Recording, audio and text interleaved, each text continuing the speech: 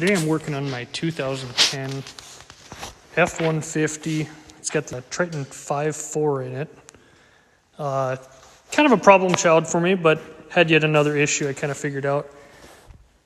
I was having the integrated wheel ends, IWE hubs, giving me issues. What it was doing, I'd be going down the highway and randomly it would kind of act like it was grinding. In fact, it kind of sounded like, I had a shield of some kind just rattling under my pickup.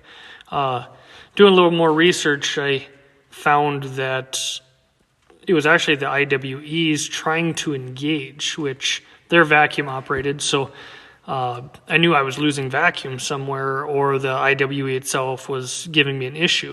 What I decided to do was hook a vacuum gauge in line with the line that runs to the hubs, see if I could tell if I had a leak somewhere. I don't have a smoke detector or anything like that, so here's how I hooked up to it. I tapped into the line where it comes up from your wheel hubs. Normally it would go to here. I put a little just piece of line that I have laying around and actually hooked in a T so that the system still worked the same to what goes to my AC vacuum gauges. Now, they're probably not very accurate. They wouldn't give you the exact amount that your vacuum is, but I didn't really care about that. I knew I had vacuum. I just was losing it on that circuit somewhere. This just allowed me to go into the negative and see where it was at. And when I was driving it, then I could see it actually happen and verify that I was in fact losing vacuum when it started to make the noise. Now,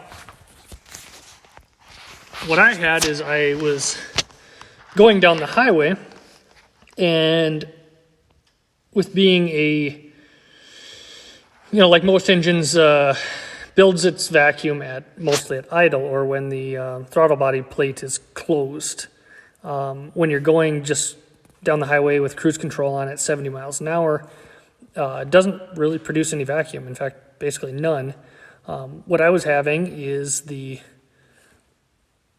little check valve, which is that little black and white one. I think stock they're blue and white, but they're the same thing. Was actually allowing air to bleed back through it as the engine wasn't producing vacuum. So the reason it was so intermittent is I'd be going down the highway with my cruise control set, so the computer's holding that plate at a pretty steady angle, basically producing zero vacuum.